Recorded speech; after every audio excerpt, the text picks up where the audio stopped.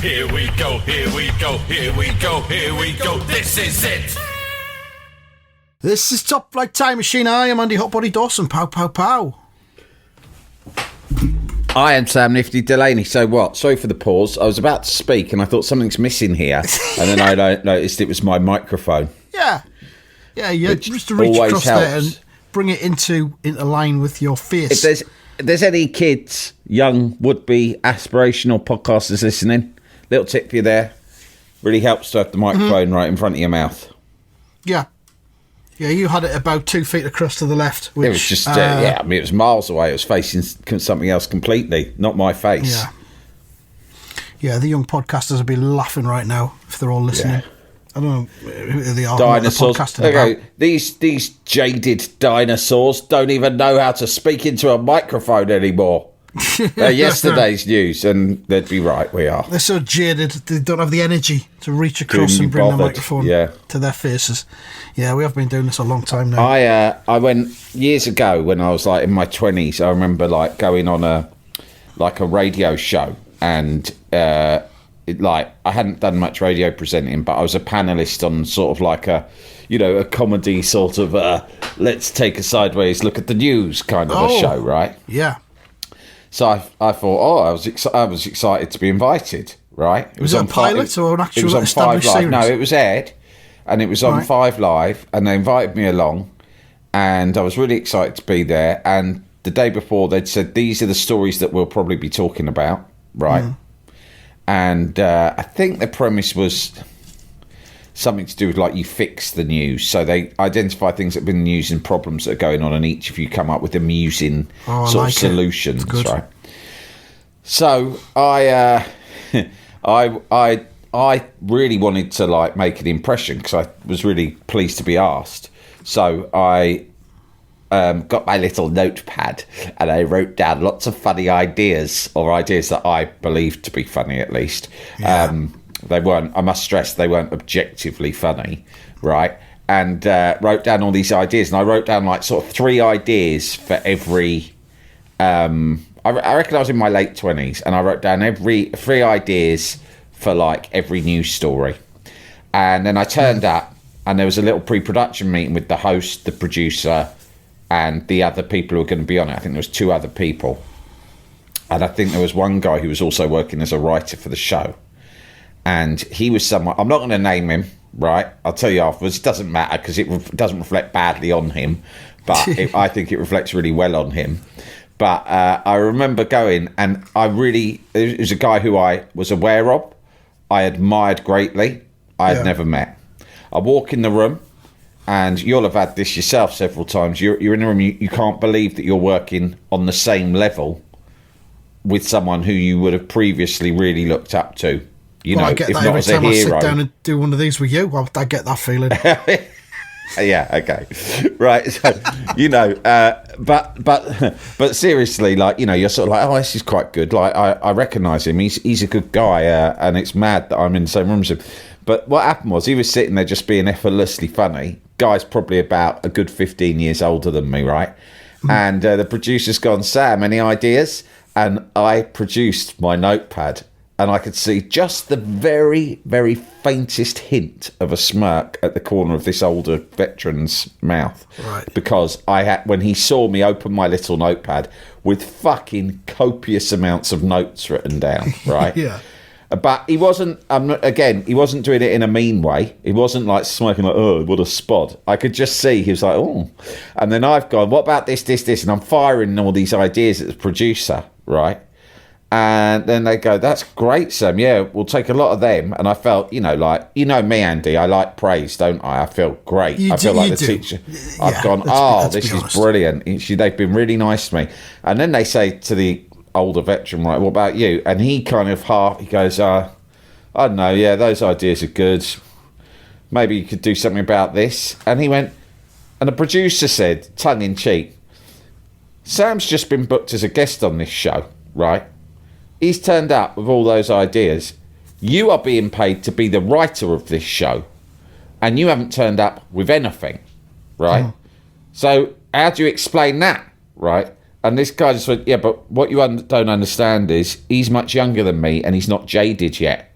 He goes, he went in front of the whole room of people there, right? He's gone, I'm completely jaded. I don't care anymore. He still cares. And that is the fundamental difference between us, right? And I thought that was hilarious. But I also thought at the time, I can't imagine ever getting like that. I mean, it's fun and a privilege to do. I can't imagine ever becoming like what he's saying. But I suppose it's like here we are. playing for a living, isn't it?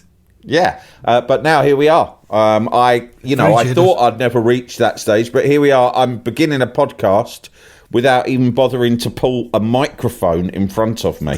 Yeah. I mean, it's not much effort I have to expend on taking part in this. Do you know what I mean? The bare minimum. I mean, I do it in a shed in my garden, right? I'm wearing my comfy round the house clothes. And the only thing I have to do is remember to press record and pull a microphone in front of my mouth. And I couldn't even do 50% of that. If that's not jaded, I don't know what is. Do you sometimes find yourself thinking, I just cannot be fucking arsed to walk all the way to that shed in my garden and do the work I do in the winter months. In the winter months, I'll like look across and go, I can't face it. I don't want to. I wonder if I could get my GP to give me a note which I can present to Andy. Signing me off. I mean, I do my podcast in the house, but I do them in the corner of my bedroom, so I've got to climb the stairs. You've got to walk over to a corner. Oh, you've got to climb upstairs. At least I don't have to go upstairs. Jesus Christ, why I don't know what I'd do if I had to climb stairs. Set it up just in this room I'm in now, instead of having to go up 14 stairs to do it. But I guess it's that's what anyway. What I'd say is, if you're listening to this for free, which this one does go out for free on a Monday, then just think about that. Think about the amount of physical effort that we jaded old men have to put into putting this together for you. And he's got to climb steps. I've got to walk across my garden. It's not easy. And it would be nice if you just saw fit to contribute something, just even a gesture. The entry level is £3 a month. You get it ad-free and you can feel like you've done something to compensate a couple of old men who may well be dead soon. And, what have we got to leave behind? I mean, let's face it, we've got very little chance of getting employed anywhere else in the media, given the media landscape now. Listen, we're already unemployable before we began this endeavour. Now, with hundreds, nay thousands of hours of fucking nonsense, some of which contravenes all sorts of probably hate speech laws. Yes. And all sorts of, the political correct boundaries that may I say as well, we're all for the political correctness and the wokeness and all of that. But I approve of it, but I fall foul of it too, constantly. I don't know what your point was you were trying to make there, but I distance myself from it, as always. Well, all I'm saying is that we were already borderline unemployable, and now that we're carrying a lot of baggage, courtesy of this podcast, that would make us even more toxic to many employers. Yeah, and you mentioned the Patreon thing there. If people subscribe to that, then basically our lives are in their hands. It's keeping us alive. Yeah. If you want to withdraw, then you're striking a blow against both of us, slowly killing us. Yeah. It's just one way of looking at it. You'll have blood on your hands. You will have blood on your hands.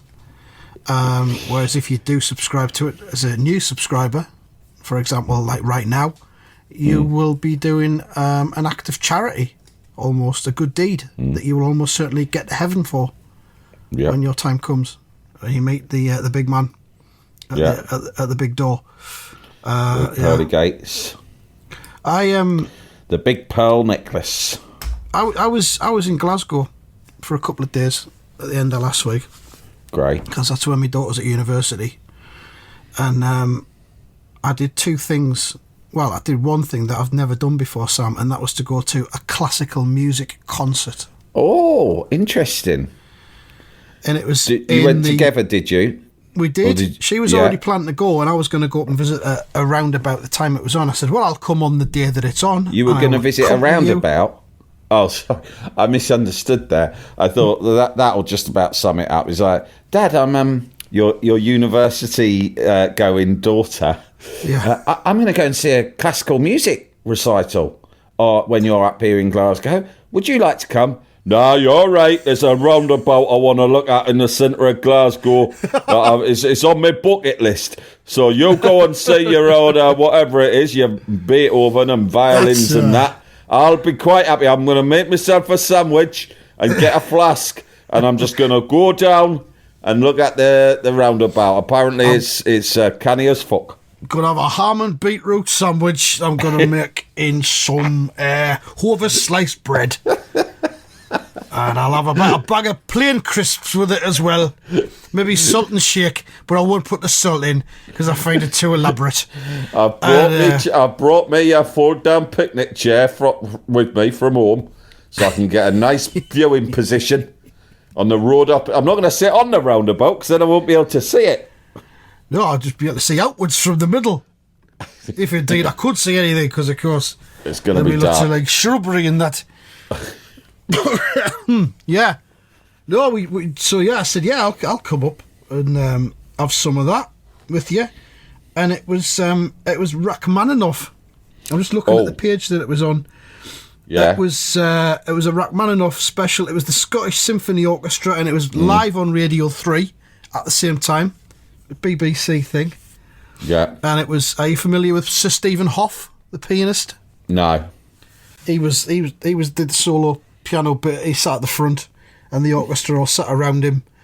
And he came after he'd done his bit for the first half. He fucked off at half time, so he must have been maybe $9,000 for about 20 minutes. Say your cons. Yeah. Invoice, good luck with the rest PDF of it. invoice attack. He handed the invoice to the governor, to the promoter as he walked off stage. He shoved it into his chest. There you go. Yeah. Strictly 24 hours payment terms. Read the small print. Yeah. So he was good, and he went off after he'd done his bit, and then came back on again to receive more applause. Went off again, came back on again with the conductor. Brilliant. And they both received more applause. Went off again, came back on again, fucking 3 times just to receive applause. Didn't do anything. But then he sat down and did a solo bit, which was Grieg or something, apparently. Some fella in the bog said later on. I was none the wiser. But he was he was well aware of his own worth, let's say, Sir Stephen Hoff. He wasn't a modest man, I don't think. How long was the show? It was nearly 2 hours altogether. It was because there was the first bit, and then there was an interval, and then they did. I'm looking at the lineup: "The Fairy's Kiss" by Stravinsky, which is 44 minutes. It's like a fucking Pink Floyd album, but that was really good as well. One song, 44 minutes. Yeah, one song. Wow. Prog rock type. Can of I conduct. ask you what to sort of give me me and the listeners a précis of your thoughts and feelings journey from the beginning of the concert to the end? I got increasingly drunk, Sam. Okay, right. But how can you get up and go and get a beer whenever you want? Apparently not. I was told by my daughter that I wasn't even allowed to go to the toilet in the second half. Yeah, that would bother me. That's like the problem. Of course you can. That's the problem with theatre as well. You can do what you want. So how did you get pissed? Did you get a load before and just keep it by your seat? I had 2 pints before, then one just before before we went in. 2 pints in a pub round the corner. Right. And then another one in the theatre bar, and then another one at half time, which I necked quite quickly. And I was just nicely oiled by the end of it. It was really good. Really enjoyed it. Right, okay. And but do you think you can give a fair appraisal of it, seeing as you got drunker? Because for me, it is appealing. I've often thought, one of these days I'll go along to a classical concert. It'd be interesting to see. But I do get a little bit, what's the word? I get a bit sort of like jumpy. I get bored easily. And I'm like, will I be able to sustain it for 2 hours if you're not allowed to get up and down, go for a wee, have a walkabout and all of that? That's probably the thing. I can imagine being awestruck when it kicks off. But, It was really impressive, I've got to say, because it was a full orchestra. And my favourite bit actually was when Sir Stephen Hoff was doing his bit where he was coming back on afterwards and getting loads of fucking applause and that. And then he sat down and did a solo piano bit. And a lot of the players, the musicians, I think they call them, down the front were women. And I saw one or two of them rolling their eyes when he kept coming back for his fucking, for his encore applause. Yeah. This is like the BBC. I think it's the BBC, the Scottish Symphony Orchestra or something. And obviously, some of them will be volunteers. Some of them will be on like minimum wage, maybe, because there's not much money in the classical world. And Stephen Hoff was fucking giving it the big I am, the Jack the Biscuit of the orchestra scene. And a couple of them were like rolling his eyes when he kept coming back for more applause. It was fucking great. He didn't do like a James Brown and sort of break down and someone had to run on and put a blanket over him. No, he didn't need anyone to put a blanket over him, almost. Yeah. But the car had been waiting with the engine running outside at half time and he was gone. But no, it was really impressive. I would say if you got even slightest interest in any kind of classical music, get yourself along. It's generally a lot cheaper than go to see a band. I don't know much about it all, but I have, I've heard that Rachmaninoff is quite the geezer. That's the one. I mean, who is it? What's that film about the pianist who's dead good? Jeffrey Rush is in it. I can't remember. I know the one you mean, though. I think he won. Did he become a tramp or something, the fella who was the pianist? I think he was a tramp, but it's called Shine. I remember seeing that. It was good. He was a tramp and then turned he was a brilliant pianist, then he was he turned into a tramp. And then he turned back into a pianist. I think that's, sorry, spoilers if you haven't seen it. I've ruined it for you now because that's going to apologise to tramps there for referring to tramps. And my mum told me a funny tramp story today. And Cosmos, and it's a good thing. But I'm pretty sure that's when I first heard of Rachmaninoff, because that's what he's really good at playing. It's the most challenging. Right, I never felt challenged. They did the Suite from the Snow Queen, which is Hans Abramson, and the Rachmaninoff one. The Rachmaninoff bit was only 26 minutes long out of the whole 2 hours. Okay. But it was Stephen Hoff who was there playing the Rachmaninoff bit. And the other stuff was just kind of filler, if you like, or, a preamble. It's a bit like when you go to see a band, they just have a DJ. Yeah, kind of like that. What I mean?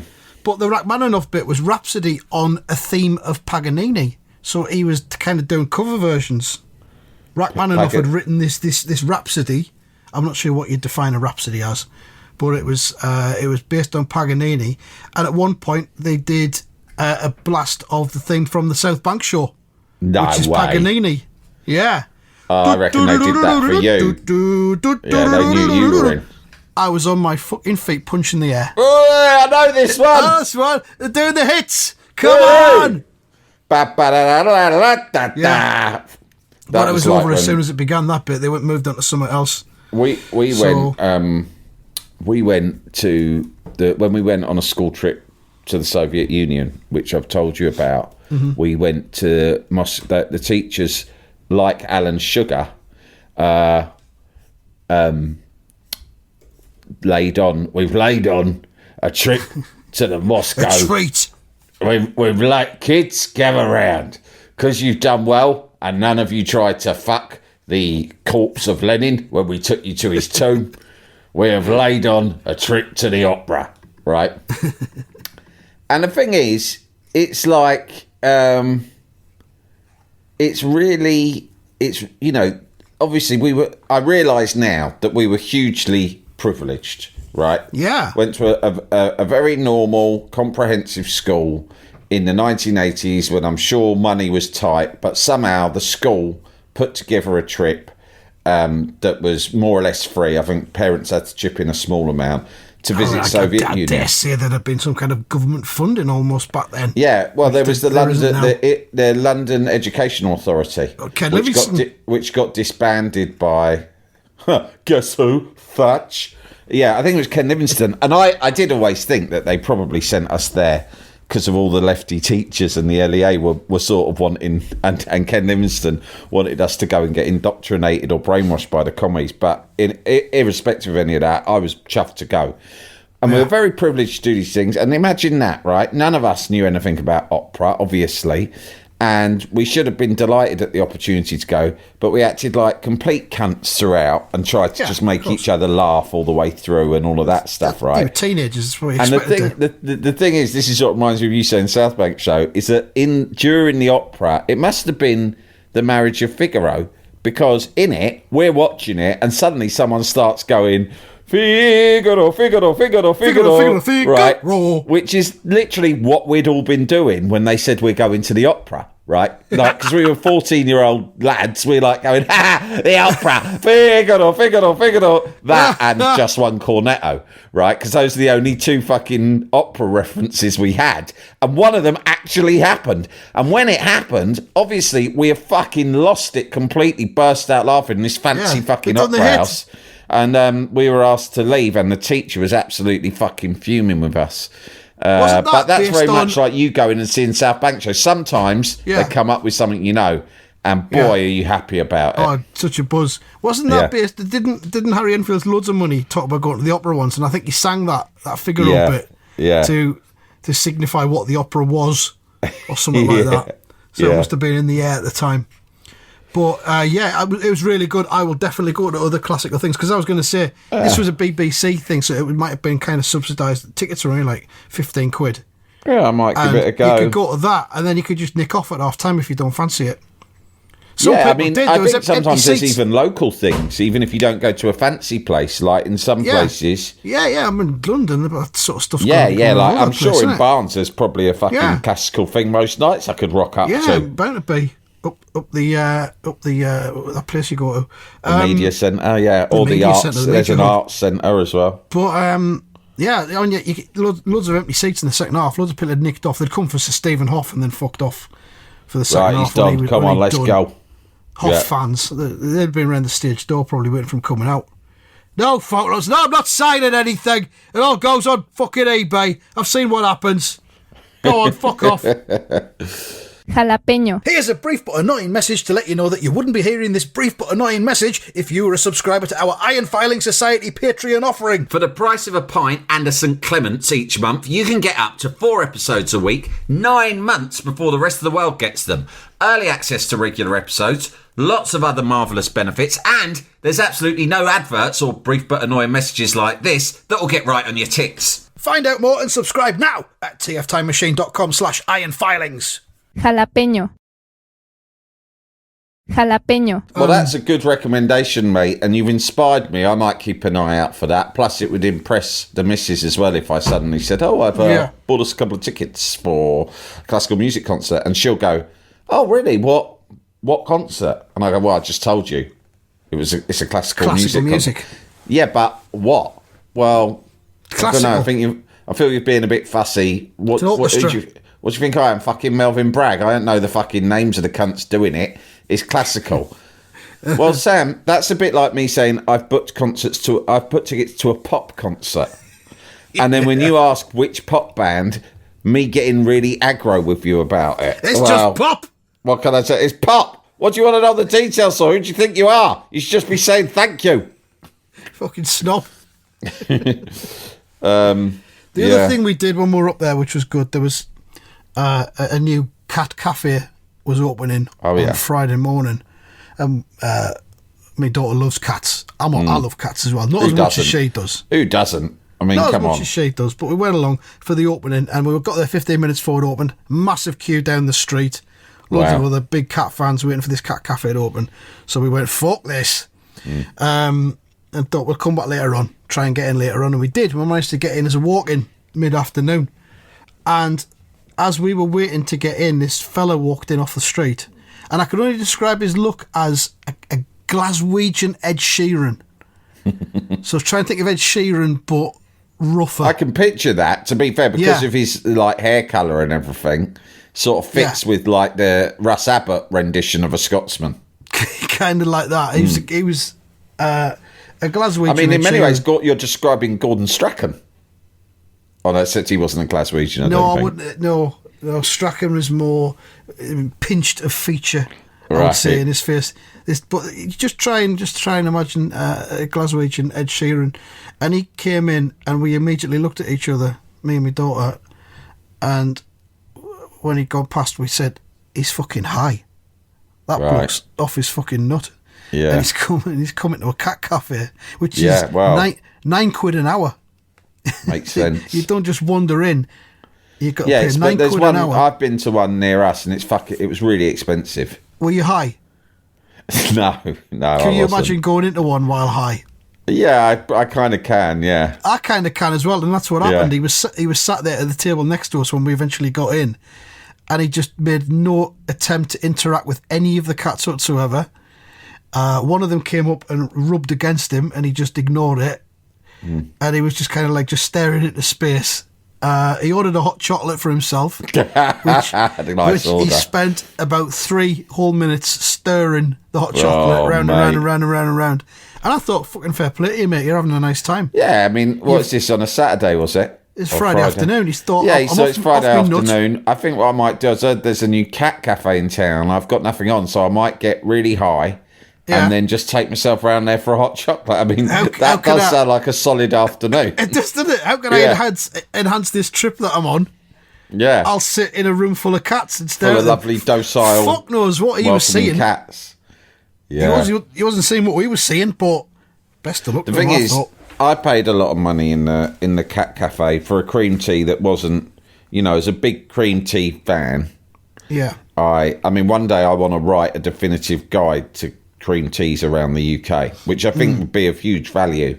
And I do think that they should have more standards attached to them, because some places just get away with murder, right?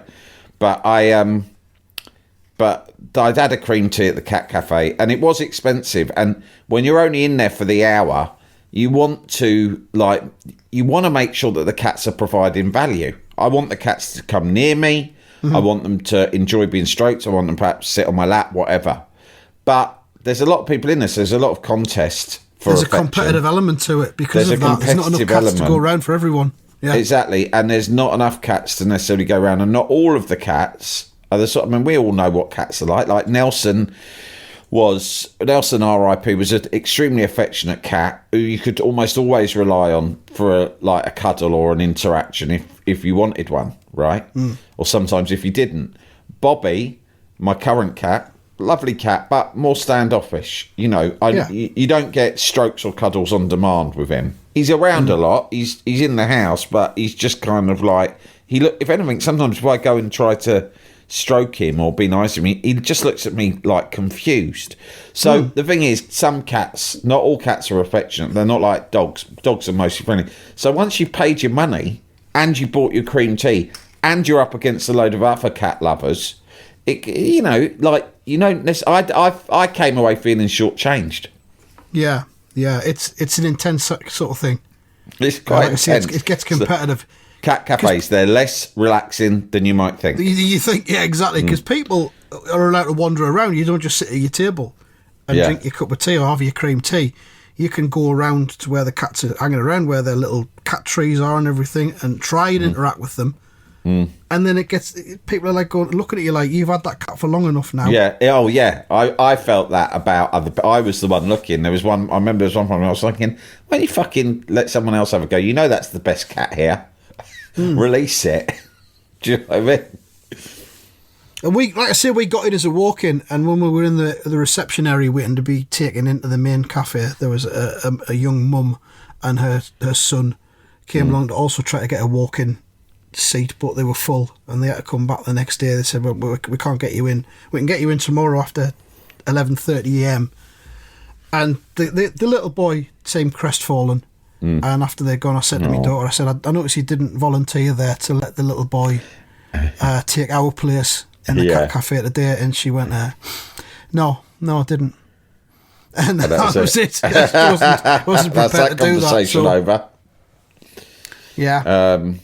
So that was my mum Glasgow. told me that she was at Sainsbury's in the week, and actually told me two amazing stories today. I went round there, and the first one was she said that she was at Sainsbury's and a homeless person That's how I'll phrase it. She said a tramp. Sorry, Mum, to throw you on the bus, but that's what you said. Came up to her and said, I'm awfully sorry, but can I ask you for... I've come out without my wallet, he said, right? But she said, the thing was, he was clearly a tramp. She said his hair was scraggly, his clothes were torn, he was visibly dirty. He hadn't come out of anywhere. He was a tramp, right? And he said, I come out my wallet. And so he said, and I need to get some things in there. So she said to him, I haven't got any cash, but I'm going in there to do a shop. I'll get you a sandwich. What sandwich do you want? Yeah. And he said, oh, no, I don't want a sandwich. No. He went, I'm having a dinner party tonight, right? And she's like, right. Okay. And he went, and I've got everything I need. She went, right. He went, but what I've just remembered I don't have, and like I said, I don't have my wallet on me, is any wine. And she said, I've got the vol-au-vents. Yeah. I've got the fucking the lamb cutlets that I'll be I've got all the roasting, ingredients for my sauces. vichyssoise starter. I've got strawberry trifle for afters. Yeah, I've even got fucking- the after eights and the Tia Maria I as a just forgot digestive. the fucking wine. Forgot the fucking wine, didn't I? So she went, right, and he went, yeah, I need to get... would be best, please. Yeah. And then she went, right, wine? I'd rather just buy you... And he went, no, I need some wine. That he went, honestly, they've got a nice, lovely bottle of red in there, £10. Yeah. And my mum, because she's daft, said, okay. And he even gave her the name. I can't remember what it is. So he was quite picky for a tramp.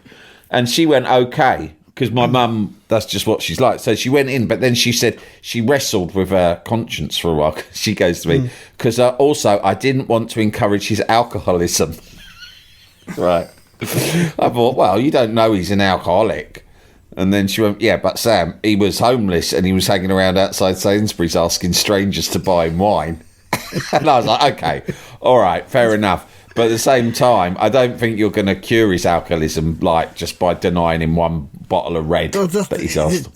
It's an illness and it's an addiction, and really you should buy him wine because that's going to keep him balanced. Exactly. I said, look, I don't think you're going to solve anything. No. I don't. Cold turkey that's not going to do any good. That's not the issue here. In fact, they say that if you come off too quickly, if you cold turkey off of alcohol, and you've been drinking very heavily for a sustained period, you do get the DTs, right? And you can collapse and you can have a seizure. So yeah. Do you want that to happen to this tramp, Mum? Is that what you wanted? Anyway, she said that in the end she couldn't do it. She would have bought him a sandwich or anything else, but she didn't want to buy him this bottle of £10 wine. So she went out a different exit to where he was standing, and she scuttled off down the street, right? And I said, why did you scuttle off? She said, because I was scared that he might come and go, oi, where's my wine? She went, because I had told him I'd get it. I got his hopes up. Yeah. So she had to go back to Sainsbury's, I think, yesterday, and she made Rod McDonald, the osteopath, go with her because she was scared. Yeah.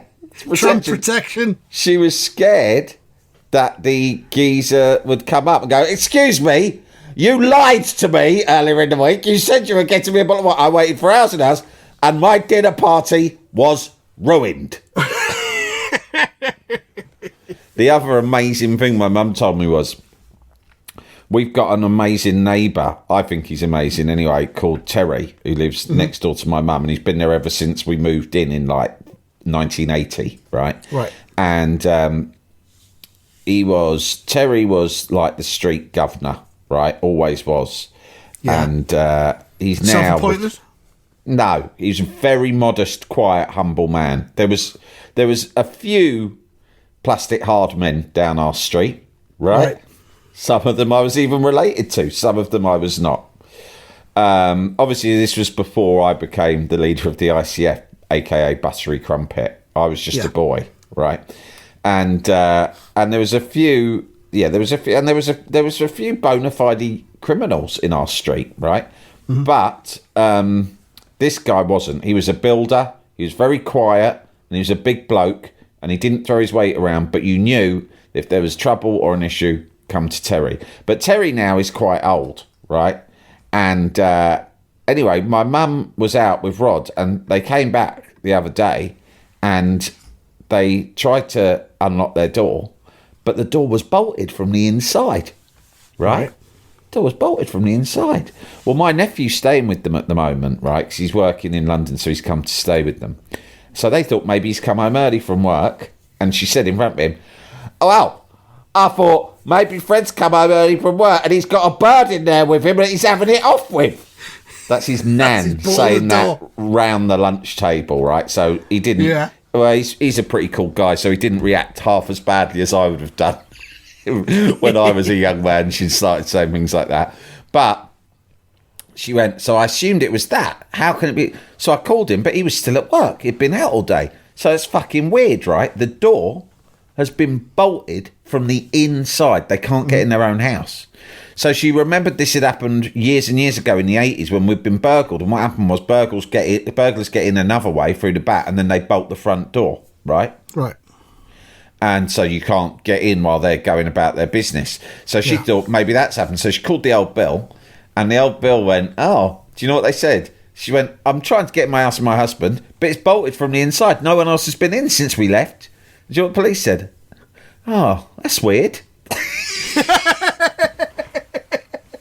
And she was like, "Yeah, fucking right, it's weird." And they said, "Tell you what, give us a ring once you've sorted it out. Let us know what happened, because And we're they going to said- be there was curious more or about less like that." They said, "What do you reckon it is then?" And she was like, "Well, I don't know, that's why I'm calling you." And they went, "Why are you calling us?" She went, "Because once I got burgled and this was their MO." And they went, "Oh, okay. Okay. Well, burglary is something that we have, what's the word? Jurisdiction over. It's something we deal with, yeah. Yeah. It's like fucking Chief Wiggum, right? So they said, "We'll send someone round in an hour." Right? Fucking hell. My mum and Robert Don, they're elderly people, right? Anyway, Terry comes into this because in the end, like they thought, we're going to have to knock this door in. We can't wait an hour. It was cold, right? So, Rod's tried a couple of times, but, you know, he's not a He's big fairly fella. ineffective. And he's old. And he's got nowhere, right? And my mum's going, "You stupid bastard, Rod, you're never going to fucking knock that door down. It's got a bolt, blah, blah, blah, blah, blah." And I'm thinking, no fucker's knocking that door down, especially not if it's not bolted from the inside, right? Suddenly, Terry, who I've got to tell you, so I lived next door to Terry throughout most of my childhood. I've known him for, 44 years, right? Probably exchanged in all that time no more than 50 words with him, accumulatively. Right. No one has. He's mysterious. Not mysterious. Yeah. He's a cool bloke, right? Strong but silent. He's strong but silent. He's suddenly come out of his out the front because he's heard what's going on, and without saying anything, he's pushed between my mum and Rod. This bloke's in his 80s, and he's just kicked the door open with one go. Fucking hell. Without asking. Bang! There you go. There you go. Sorted. And then they've got in, right? And guess what had happened? The fucking cat, mate. The cat, Oh, weird. my mum's cat, is obsessed with my mum and rubs like insanely, like manically, against any surface that carries the scent of my mother, right? And it also goes mad when my mum's out, and it meows and goes mad by the front door, right? So the door has got a bolt at the top and a bolt at the bottom. Like, it's heavy duty security, right?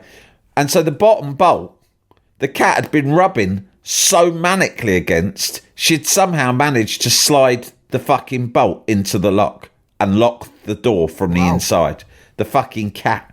Can you believe that shit? At least that's what my mum reckons. She did call the police and tell them. The police laughed, and then Terry fixed the door up that he'd smashed in. Oh, well, that's good. I was going to say what happened to it. No, it didn't. There was no No charge. there was no damage to the actual door itself, I don't think. He just refitted the locks and sort of made sure it was all right. So that was really nice of him. Fucking hell. Legend. There we are then. I reckon that's rounded things off very nicely. And we'll just Yeah. have a little update on the predictions before we go over the weekend. You got 3 points. I got 4 points. Results Spot got 5 points. Oh, no. Where does that leave us? That means the lead is now cut to 3. You're on 113. Results Spot's 110. And I'm Oh, on shit. 99.